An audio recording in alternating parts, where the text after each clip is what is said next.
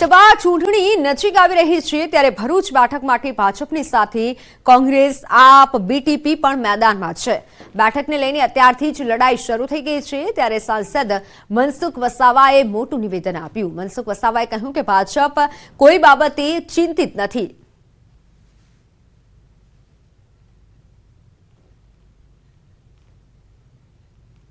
બે દિવસ પહેલા મમતાજબેન આદિવાસી નેતા બીટીપીના જે કરતા હતા છોટુભાઈ વસાવાને એમના નિવાસસ્થાને જઈને મળ્યા અને છોટુભાઈએ પણ એમના ટેકો આપવાની વાત કરી છે, પરંતુ ભારતીય જનતા પાર્ટી આનાથી જરા પણ ચિંતિત નથી। એટલા માટે કે ભૂતકાળમાં પણ આવા ગઠબંધનો થયા છે।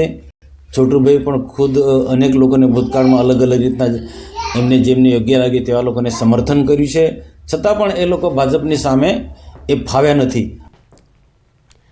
મનસુખ વસાવાએ બીટીપીમાંથી ભાજપમાં આવેલા પ્રકાશ દેસાઈની દાવેદારીને લઈને પણ નિવેદન આપ્યું। કહ્યું કે બીટીપી પતી ગયું છે એટલે પ્રકાશ પટેલ ભાજપમાં આવ્યા। ટિકિટ આપવા માટે ભાજપ પાસે ઘણા સિનિયર નેતાઓ છે। બીટીપી પતી ગયું એટલે અહીંયા ભાજપમાં જોડાયા છે, પણ ભારતીય જનતા પાર્ટી એમને એમ કંઈ ટિકિટ ગમે તેને નથી આપી દેવાની। એ કે પાર્ટીમાં કેટલા સિનિયર છે, પાર્ટીમાં કેટલી એની વિચારધારા સાથે જોડાયેલા છે, એ બધા પાસાનો એને પાર્ટી એના બધા પાસાનું ધ્યાનમાં એ લેશે। તો ગાંધીનગરમાં આજે રાષ્ટ્રીય બાલિકા દિવસની ઉજવણી થશે। વિધાનસભા ગૃહમાં બાલિકાઓ આજે બનશે ધારાસભ્ય। બાલિકાઓ ધારાસભ્ય બની ગૃહની કાર્યવાહી ચલાવશે। વિધાનસભા અધ્યક્ષ શંકરભાઈ ચૌધરી વિશેષ ઉપસ્થિત રહેશે।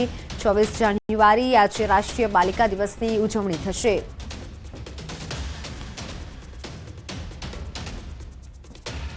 વડોદરાથી મહત્વના સમાચાર। વડોદરામાં બોટ દુર્ઘટના બાદ મોડે અમદાવાદ બનપાનું તંત્ર જાગ્યું છે। સાબરમતી રિવરફ્રન્ટ પરની બોટિંગ એક્ટિવિટી બંધ કરાઈ છે। એજન્સી પાસે પોલીસ ક્લિયરન્સ જ નથી। એક્ટિવિટી બંધ, જ્યારે કે પ્રવાસીઓની સુરક્ષા સંબંધિત તમામ સુવિધાઓ ઉપલબ્ધ છે, પણ પોલીસ ક્લિયરન્સ નહોતું। એમસીનો નિર્ણય, પરંતુ હાલ ગંભીર સવાલ ઉઠી રહ્યા છે। અત્યાર સુધી કેમ પોલીસ ક્લિયરન્સ મામલે તપાસ ન કરાઈ? કોની ભલામણથી પોલીસ ક્લિયરન્સ સર્ટિફિકેટ મામલે ચૂપકીદી સેવાઈ રહી છે? પોલીસ ક્લિયરન્સ નહોતું તો બોટિંગ એક્ટિવિટી કેમ ચાલુ રખાઈ છે? શું વડોદરા જેવી ઘટનાની રાહ જોવાઈ રહી છે? મારી સાથે સંવાદદાતા પ્રણવ પટેલ જોડાઈ ચૂક્યા છે। પ્રણવ, હાલ ક્લિયરન્સ સર્ટિફિકેટ નહોતું તો બોટિંગ એક્ટિવિટી કેમ થતી હતી? અનેક સવાલ ઉઠી રહ્યા છે। ચોક્કસ માનશે કે ન્યૂઝ પણ એ સવાલ ઉઠાવી રહી છે કે પોલીસ ક્લિયરન્સ ન હોવા છતાં પણ આ બોટો કેમ ચાલી રહી હતી। મહાનગરપાલિકા તંત્ર મોડું જાગ્યું તો છે।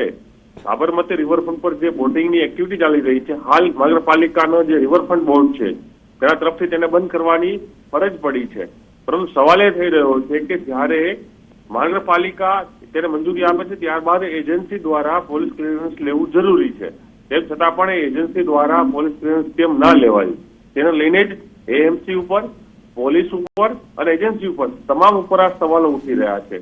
અને કોની એવી ભલામણ હતી તો કોની એવી કોઈ રાજકીય વ્યક્તિની જે વગ હતી તેના કારણે વિધાઉટ પોલીસ ક્લિયરન્સ આ બોટો ચલાવવામાં આવી રહી હતી? કારણ કે અમદાવાદનું રિવરફ્રન્ટ જે છે એ સમગ્ર દેશ માટે એક લેન્ડમાર્ક છે।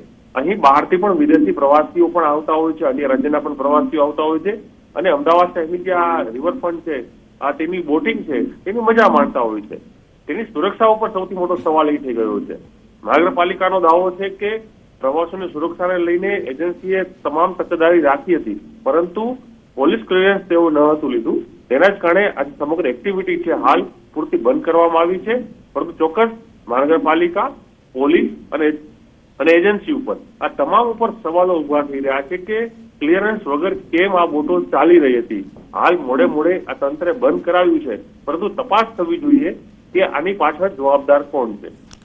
બિલકુલ પ્રણવ, અને સાથે જ અનેક સવાલ એ પણ ઉઠી રહ્યા છે કે શું વડોદરા જેવી ઘટનાની હવે તંત્ર રાહ જોઈને બેઠું છે? કારણ કે ક્લિયરન્સ નથી, જાણ નથી, તો અનેક સવાલ એ પણ ઉઠી રહ્યા છે। તો આગળ હવે કેવી કાર્યવાહી કરવામાં આવશે? ચોક્કસ એક ઘટના એક કહેવત સાબિત થાય છે મહાનગરપાલિકા માટે, આગ લાગે ત્યારે કૂવો ખોદવો। બિલકુલ, મહાનગરપાલિકા જ્યારે પણ આવી કોઈ દુર્ઘટનાઓ બને છે ત્યારે જ એક્ટિવ થઈ જાય છે, તેના અધિકારીઓ એક્ટિવ થઈ જાય છે, તંત્ર એક્ટિવ થઈ જાય છે, પરંતુ પહેલા કેમ તકેદારી લેવામાં નથી આવતી એ જ સવાલ છે। વડોદરામાં જે ઘટના બની, જો કદાચ વડોદરા મહાનગરપાલિકા તંત્ર પહેલેથી એલર્ટ હોત તો આ પ્રકારની ઘટના ન બની હોત. એ જ રીતે અમદાવાદ મહાનગરપાલિકા પણ એ જ ઘટનાનું પુનરાવર્તન કરી રહી છે. મોટો સ્ટાફ છે, અધિકારીઓનો કાફલો છે, સત્તાધીશો બેસે છે, તેમ છતાં પણ કેમ તેની નીતિ નિયમોનું પાલન નથી થતું? એજન્સીઓ કેમ માથે ચડીને તમામ નિયમોને નેવે મૂકીને કામ કરી રહી છે? એવા કયા નેતાની ભલામણ હોય છે, કયા રાજકીય પીઠબળ સાથે તેઓ કામ કરી રહ્યા છે, તેના કારણે તેઓ ગાંઠતા નથી? પરંતુ ફરી એ જ સવાલ ઉભા થઈ રહ્યા છે કે ઘટના બન્યા બાદ જ કેમ તંત્ર ઊભું થાય જાગે છે? પહેલા કેમ તંત્ર પોતાની કામગીરી નથી કરી શકતી? ઘટના બન્યા બાદ અનેક લોકોના જીવ જાય છે, અનેક પરિવારો વિખેર થઈ જાય છે, ત્યારબાદ જ તંત્ર છે તે જાગે છે, ત્યારબાદ આ નિર્ણયો લે છે. પહેલા કેમ પોલીસ વિભાગ હોય, મહાનગરપાલિકા છે, સાબરમતી રિવરફ્રન્ટ બોર્ડ છે, આ તમામ લોકોએ કેમ તકેદારી નથી રાખી? એ જ સૌથી મોટા સવાલો છે. બિલકુલ પ્રણવ, આભાર સમગ્ર માહિતી બદલ.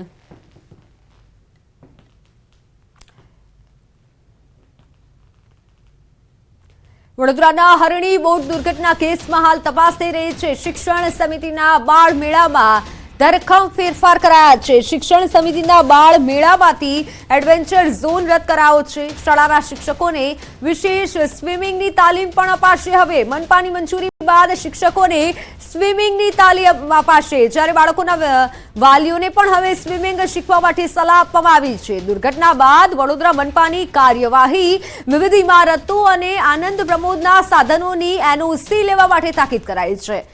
જ્યાં એનઓસી નથી ત્યાં નહીં ચલાવી શકાય રાઇડ્સ. જ્યારે વોરંટી પીરિયડ પૂરો થઈ ગયો હોય તો મનોરંજનના સાધનો બંધ કરવા માટે તાકીદ કરાઈ છે. નગરગૃહ, કોમ્યુનિટી હોલ, સ્વિમિંગ પુલ, બાગ બગીચામાં ચાલતી રાઇડ્સનું ચેકિંગ કરવા માટે સૂચના અપાઈ છે. અને હવે વડોદરા તંત્ર જાગ્યું છે.